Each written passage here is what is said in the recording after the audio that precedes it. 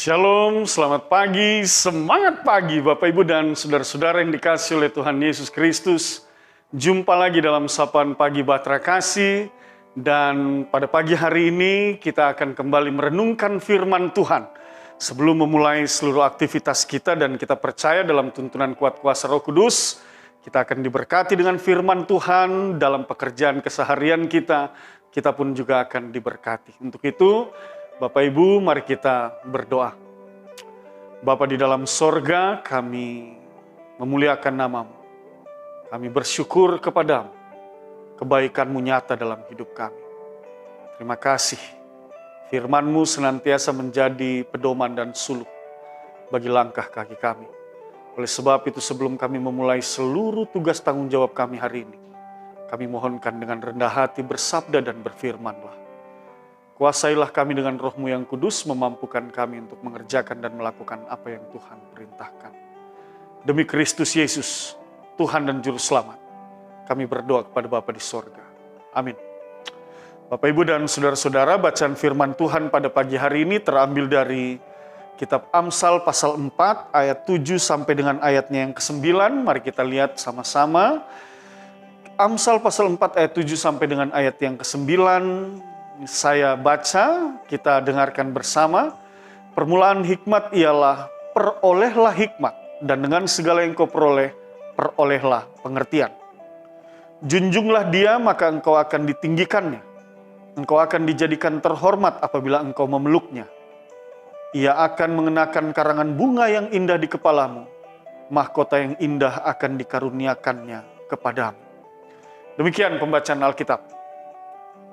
Bapak, Ibu, dan saudara-saudara yang dikasihi oleh Tuhan Yesus Kristus, bagian bacaan Alkitab pada saat ini masih menyambung dari bacaan kemarin pagi dalam sapaan pagi kemarin.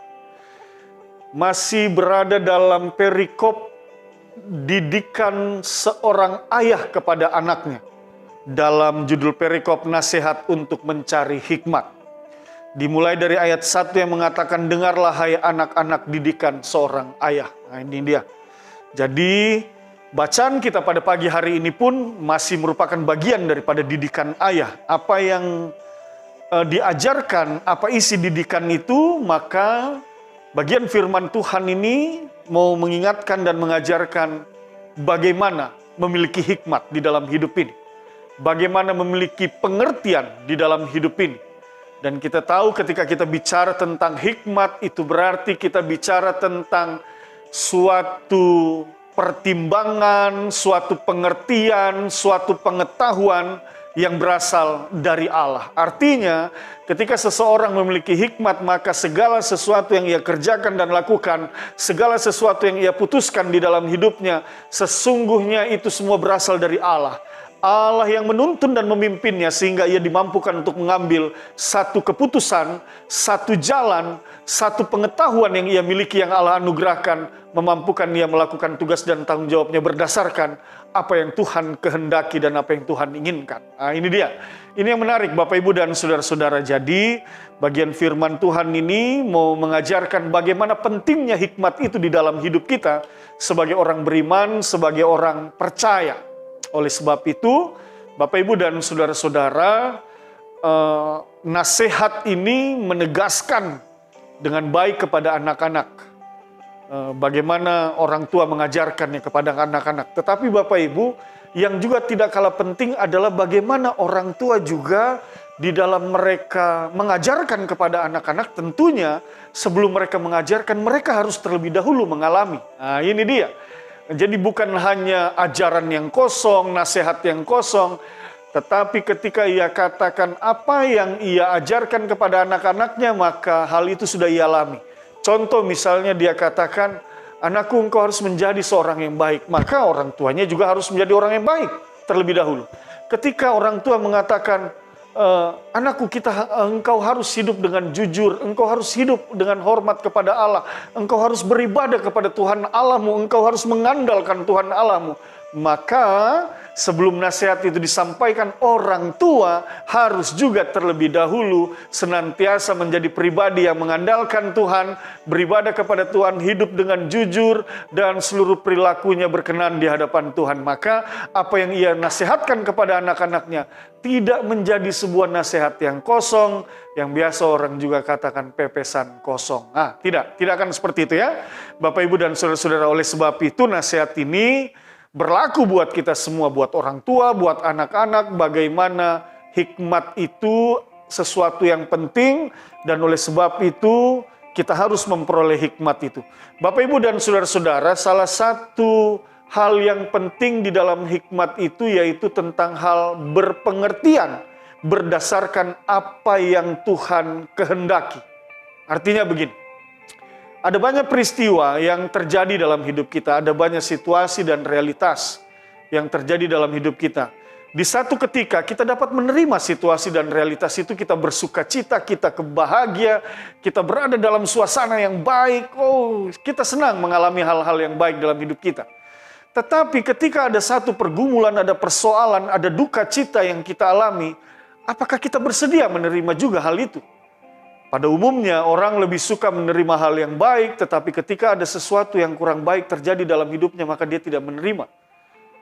Lalu kemudian, bagaimana sikap kita ketika kita diperhadapkan dengan satu situasi yang kurang baik itu? Ini dia, Bapak, Ibu, dan saudara-saudara. Bagaimana ketika kita diperhadapkan dengan satu situasi yang menurut kita ini kurang baik, tidak baik, bahkan mendatangkan kesulitan, masalah, pergumulan, mendatangkan duka dalam hidup kita. Bagaimana kita memahami semua itu? Nah, firman Tuhan hari ini mau mengingatkan kepada kita bahwa sesungguhnya dalam hikmat Tuhan itulah. Nah, itu yang sebabnya dikatakan tadi kita butuh memperoleh hikmat Tuhan. Dalam hikmat Tuhan itulah maka kita dapat dimampukan mengerti dan memahami akan setiap peristiwa yang Tuhan izinkan untuk kita alami di dalam hidup ini.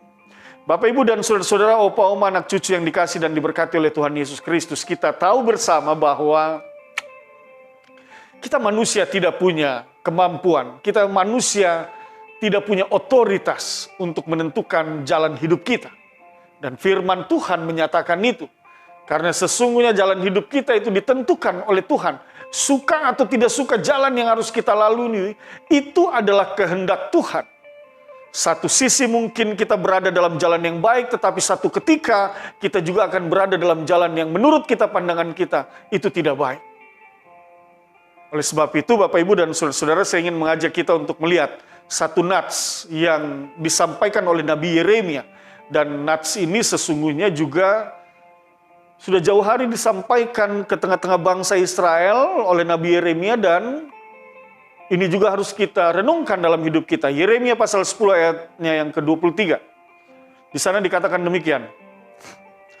Aku tahu ya Tuhan bahwa manusia tidak berkuasa untuk menentukan jalannya, dan orang yang berjalan tidak berkuasa untuk menetapkan langkahnya. Itu dia. Aku tahu ya Tuhan, Yeremia katakan. Manusia tidak berkuasa untuk menentukan jalannya. Orang yang berjalan tidak berkuasa untuk menetapkan langkah. Artinya Bapak, Ibu, dan saudara-saudara, pada akhirnya kita harus mengaku bahwa seluruh jalan hidup kita ini adalah berada di dalam otoritas dan kuasa Allah. Allah yang menentukan setiap jalan kita. Allah yang menetapkan setiap langkah hidup kita. Oleh sebab itu bagaimana kita menyikapi berbagai situasi yang Tuhan izinkan di dalam hidup kita, berserah kepada Tuhan. Itu dia. Lalu bagaimana kita mengerti dan memahami setiap situasi yang Tuhan izinkan terjadi dalam hidup kita, baik suka maupun duka, baik bahagia maupun sedih, baik untung maupun malang. Bagaimana kita menyikapinya? Sikapilah dengan hikmat Tuhan. Bagaimana kita mengertinya? Dengan hikmat Tuhan. Maka kita akan dimampukan untuk memahami mengapa Tuhan memberikan sukacita ini kepada aku. Mengapa Tuhan izinkan duka cita ini terjadi pada keluargaku. Mengapa Tuhan anugerahkan kebahagiaan dan kesenangan dan keuntungan bagi hidupku. Mengapa Tuhan mengizinkan kemalangan, pergumulan dan persoalan dalam hidupku? Kita hanya bisa mengerti segala sesuatu di dalam dunia ini oleh karena hikmat Tuhan. Oleh sebab itu sekali lagi, Bapak Ibu dan saudara-saudara, opa oma, anak cucu yang dikasih oleh Tuhan Yesus Kristus, mintalah hikmat itu kepada Tuhan. Minta kepada Tuhan, lipat tanganmu, tundukkan kepalamu, angkat hatimu, dan minta kepada Tuhan. Tuhan, berikan aku hikmat itu, agar aku dapat mampu memahami dan mengerti setiap peristiwa, baik suka maupun duka, baik senang maupun sedih. Aku dapat memahami setiap peristiwa yang Engkau izinkan terjadi dalam hidupku.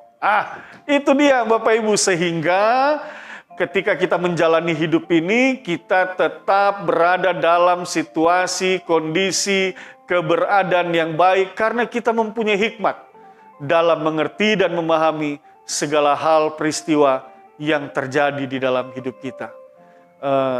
Persoalan kita adalah ketika kita tidak memiliki hikmat, kadang-kadang itu tadi, kita hanya mau menerima yang baik, sementara yang tidak baik kita tidak mau terima. Lalu kemudian kalau baik, kita bersuka cita, kalau tidak baik kita dapat menyalahkan orang lain, kita mencari kambing hitam. Akhirnya menjadi persoalan pergumulan yang baru dalam hidup kita. Tetapi dengan hikmat Tuhan, sekali lagi, kita akan diberikan hati dan pengertian pengetahuan yang mampu memahami segala peristiwa yang Tuhan izinkan dalam hidup kita. Oleh sebab itu, sekali lagi Bapak Ibu dan saudara-saudara, mari minta hikmat daripada Tuhan. Kita berdoa.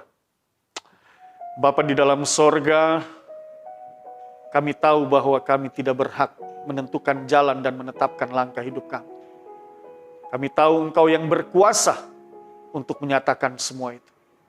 Oleh sebab itu, kami memohon dengan rendah hati, anugerahkanlah hikmat-Mu dalam hidup kami, sehingga kami dapat mengerti dan memahami setiap kehendak yang Tuhan nyatakan di dalam hidup kami. Kami boleh berhikmat dan berpengetahuan dalam setiap peristiwa yang Tuhan izinkan terjadi dalam hidup kami.